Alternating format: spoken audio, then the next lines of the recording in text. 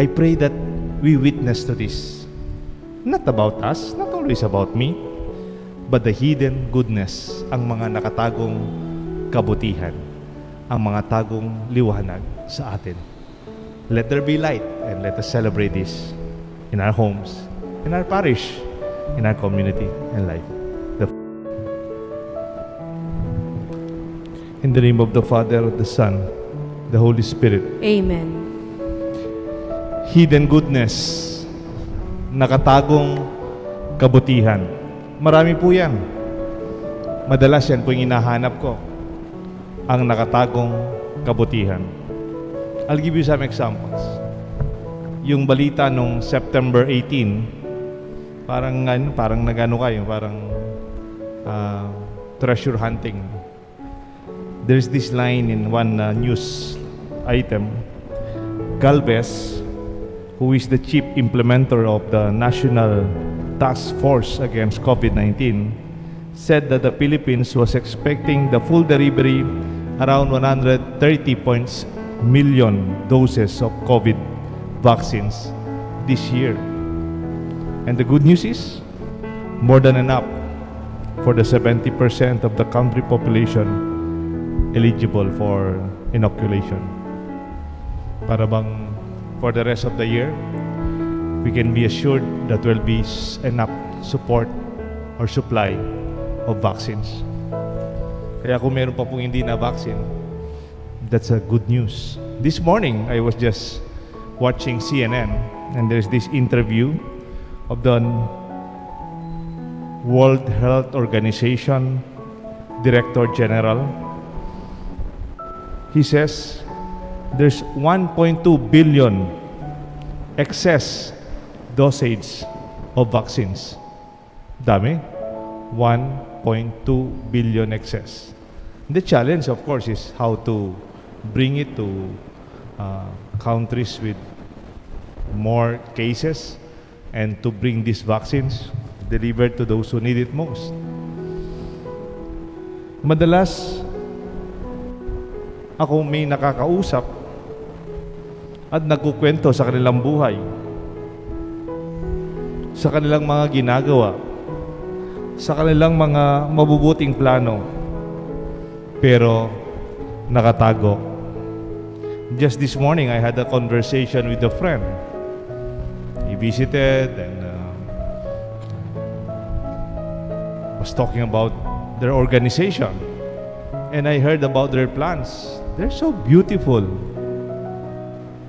They should be proclaimed.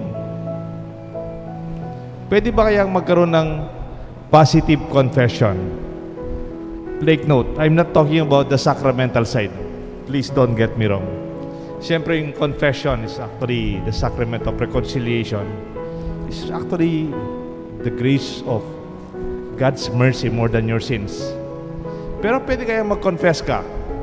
This time, hindi muna yung kasalanan mo. Mag-confess ka. Yung mga mabubuting ginagawa mo na nakatago. Marami po yan.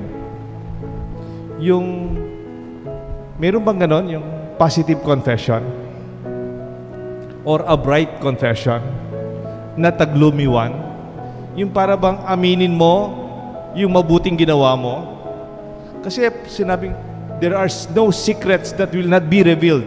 Oh, siguro yung masamang sikreto. Pagka sinarinig yung sikreto, masama, hindi mabuti, hindi maganda, kasalanan. Because the intention of the gospel is about bringing the light up front. No one who lights a lamp conceals it with the vessels or set it under a bed. Rather, this light is to be placed in the lampstand so that those who enter may see the light. Naniniwala po ako sa bawat isa sa inyo may liwanag sa kalooban, hindi sa pagyayabang, dahil natural. We were baptized as children of light. Tandaan niyo po ninyo yung kandila ng ninong-ninang magulang ninyo nung binyag ninyo, hindi lang kandila sa labas, kundi kandila sa kalooban. It is the light that we should proclaim. Meron nga akong challenge sa inyo Invention ko lang po ito, yung hidden goodness hunting. I repeat, yung challenge ko, hidden goodness hunting. Maghanap tayo at maghukay, magsaliksik ng mga kabutihan na nakatago. Halimbawa, simple lang po, discovering a beautiful hidden garden. Tapos makikita mo, you will be refreshed. Somebody worked hard to nourish that garden. Hindi man pinagyayabang, hindi nang pinapakita. And then it's very beautiful. Para bang, ganda ng garden. Wow. Hindi yung mga plantito-plantito lamang. Talagang, you see a beautiful garden that really is a hidden gem. Or maybe, reading and savoring an inspiring quotation. Minsan ako may mabasa ang isang quotation, it lingers in my mind. Parang inunguya-nguya, inaamoy-amoy, iniisip-isip. You celebrate, oo nga no, galing na sinabi ng tao. And then I keep it in my heart. Later on, sometimes I even use them from my homilies. Or thinking a deep line in a simple song. Kung minsan may mga kanta, hindi man talaga mukhang seryoso yung kanta, pero pag pinakinggan mo, may isang linya na napakaganda. Bigyan ko ng halimbawa na yun. Alam niyo po yung mga singer na hindi naman talaga religious singer. Yung Queen yata, Queen. May kanta sila, hindi man religious. Ang title niya, Radio Gaga. Radio Gaga, Radio Gugu, Radio Gaga, Radio Gugu. Radio. Then may isang line. Someone still loves you. Mayroon pang nagmamahal sa'yo. Kumisa kasi nakakalimutan natin yan, no?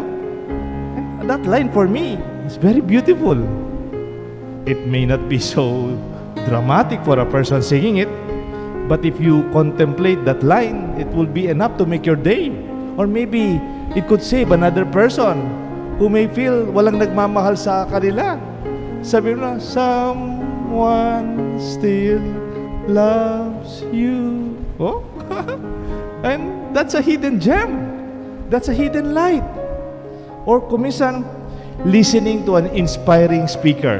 Ito, madalas kong ginagawa pag ako lang sa kwarto, sa TED Talks, kumisan sa mga iba't ibang favorite speakers ko. Or sometimes I discover somebody, wow, ganda ng sinasabi ng taong to.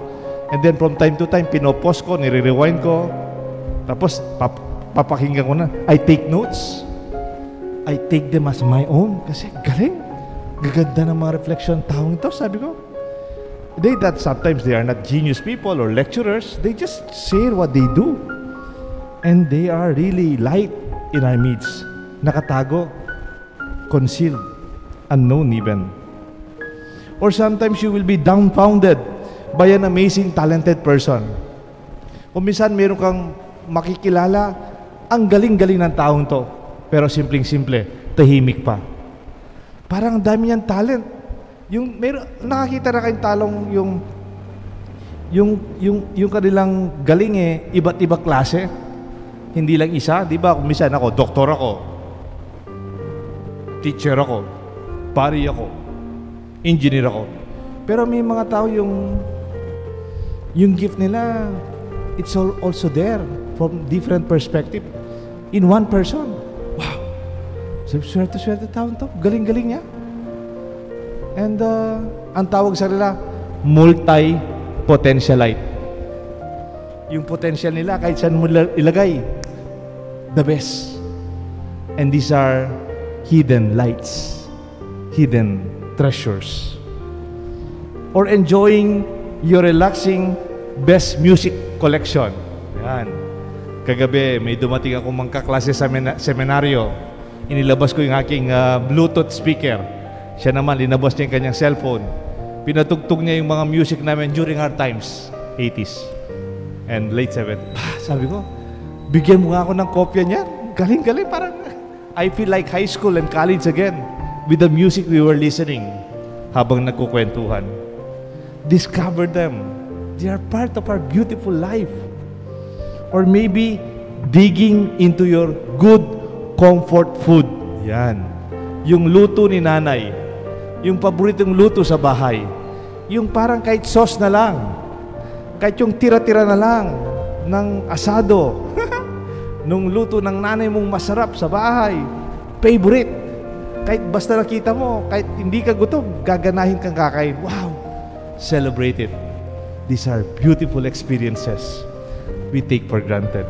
Hindi yung nabibili lang sa restaurant o yung mamahalin na ino-order natin at dinideliver. We miss sometimes the lights and the talents of our home cooking. Maybe looking at a remarkable painting. You don't have to own it, but you can enjoy a beautiful painting. It does not have to hang in your own living room or in your office, but nothing would stop you for seeing a beautiful image or a painting of a best or wonderful artist. Or maybe, have you ever encountered a kind heart? Meron na ba tayong taong nakilalang tinatawag na mabuting kalooban? Kung minsan nababasa ko lang, pero kung minsan nakikita ko. Minsan may nabasa ako, taxi driver daw, taxi driver. Tapos nakita niya, may sumakay na doktor sa likod. Sabi ng taxi driver, "Doktor ho ba kayo?" Opo, sabi ng doktor, mukhang pagod siya, no? Basta doktor po, basta frontline, wala pong bayad. Sabi ng doktor, siyempre, siguro naman doktor, may pera. Hindi sir, magbabayad po ako. Hindi dok, ito na lang ang pagpapakilala ko, nagpagpapasalamat sa inyo. Ha! Na-touch itong doktor. Bah, ako rin, binabasa ko lang. Taxi driver, ha? Mahirap yan, may kota-kota lang yan. Konting-konti lang ang income, pero they give the kind heart in that taxi. Meron nga ako siya nakita, jeep. Nakalagay doon sa jeep. Yung kanyang sign, basta frontline, libre. Bah! These are light in our midst. Or maybe encountering a beautiful soul. Yung parang pag nakilala mo, napakagandang pagkatao nito. Deep inside, hindi lang po sa nakikita sa mukha, sa katawan, hindi po. Sa kaloob-looban nila. Did you know that these are evidence of God's presence? Gusto nyong makilala ang Diyos at makita? Gusto nyong maranasan sa panahon natin ngayon? Huwag nyong hanapin yung makakasalubong nyo ang Diyos. Huwag nyo pong intayin na darating ang Diyos sa harapan natin. These are what I call fingerprints of God. Di ba yung pag may crime, may sogo, darating sila, titignan yung mga fingerprints, ebidensya sa mga nagnanakaw, ebidensya sa mga pumasok sa bahay. Tignan natin yung evidence in a positive way. Paano? Itong mga kinuwento ko sa inyo and more, yung tinatawag kong hidden goodness hunting, it will make your day. It would even make you smile and make you happy. And you will realize and experience, nandito ang Diyos. Buhay ang Diyos. Alam niyo po bakit? Today, it is always gloomy. Pandemic stories about who is sick, who is infected, who died. Madalas po akong may naririnig na ganyan. Kung doktor ka, ganyan din. Kung sino may sakit, sinong nangangailangan, nagpapatulong. If you are working for social welfare, if you are working for the government, if you are in public service, sometimes it's very disheartening. These are becoming the templates of our regular conversation and concerns. Kung minsan, pag nagkwentuhan na kayo, yan yung top topic. Sino yung nagkasakit? Sino yung nasa datang dumagdag na naman tayo? Sino yung namatay? Ano yung kinamatay?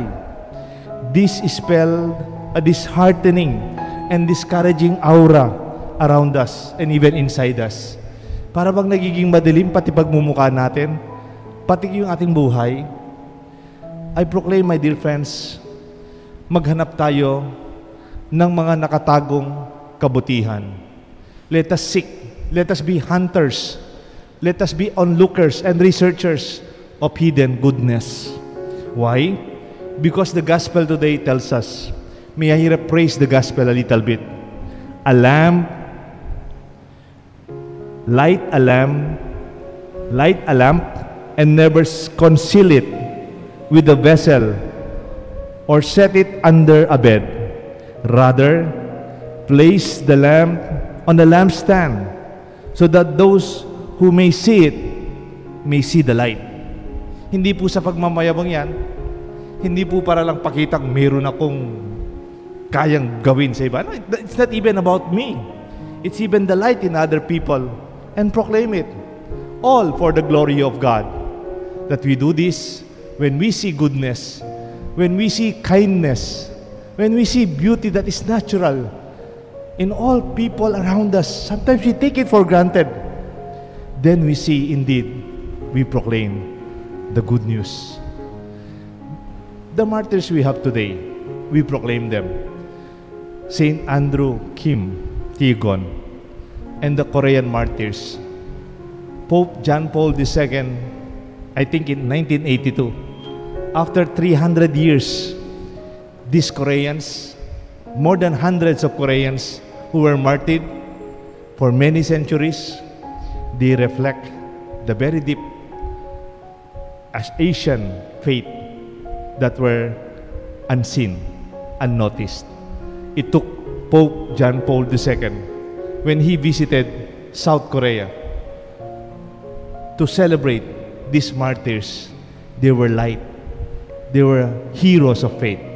And until now, kung mapasyal po kayo sa South Korea, doon sa may Myeongjong, South Korea, it is center of Seoul, nandun po, napakalaking cathedral for many centuries honoring the light of our faith.